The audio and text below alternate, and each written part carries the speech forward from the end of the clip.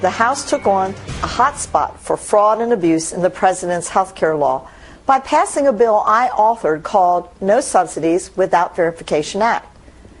This legislation stops government from issuing health care subsidies until it has a system in place to prevent fraud. It's that simple. It's the No Subsidies Without Verification Act, and it's the latest in a bipartisan effort to protect taxpayers from the president's costly health care law. But the White House has said the bill is unnecessary, and President Obama would ultimately veto it. Joining us now with her thoughts, a registered nurse and Republican Congresswoman from Tennessee, Diane Black. Congresswoman, good to see you. Good to be with you, Doug. Yeah, let's talk about this rule. I understand that it was issued over a holiday weekend, which is not atypical. We see a lot of these sort of document dumps done when people are not paying any attention. You paid attention to this. Tell us exactly what the ruling would do.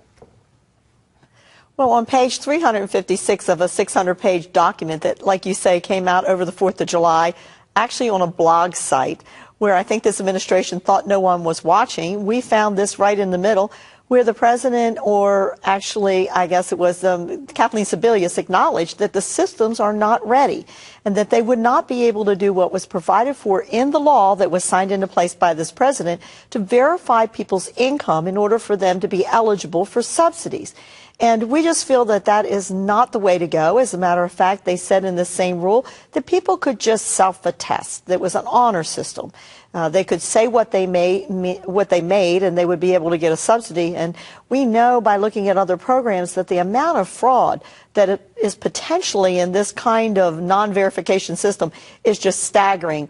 Some estimates of $25 billion a year, over $250 billion in a 10-year period.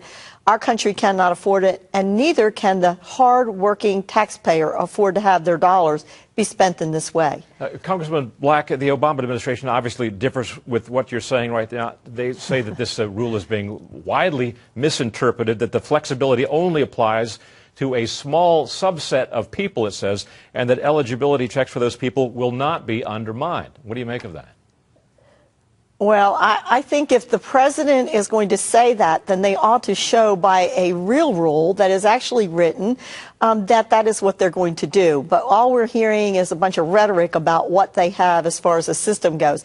Look, I didn't make this up. This is what the president and his administration felt was necessary to protect the American taxpayer from fraud and abuse. And that was what was written in their law. The president can't just decide by rule what he's going to follow and what he's not going to follow. And if they thought that this was a system that was necessary to begin with and put it into law, then we need to follow it. And if they're not ready, we need to delay it. Just so I understand the Period. devil... That's all it is to it. Yeah, so I understand the devil in the details of this thing. Your concern is that the administration is going to do this eligibility determining by random sample, and that anybody who is not in a random sample is therefore eligible? Is that your concern? That's right. And the rule that came out, the final rule, was that they would just audit.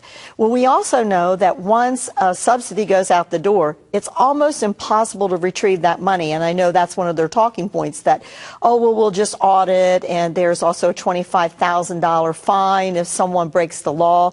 That has not worked in other programs. There's already those kinds of things in many of the other entitlement programs, and all you have to do is sit in some of our committees and hear from the inspector generals of those other programs to find that this is not working. They don't retrieve the money. People are not held accountable.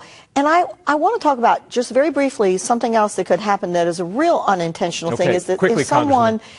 Very quickly, if you could. Okay, sure. If someone thinks that they are eligible and they don't have someone that's telling them, assured that by doing verification, that they could actually be breaking the law unknowingly. Okay. And that would be a really sad thing for someone to be in that situation as well. I know there's so much more we could talk about regarding this rule. Representative Diane Black, thank you very much for your time. Good to see you.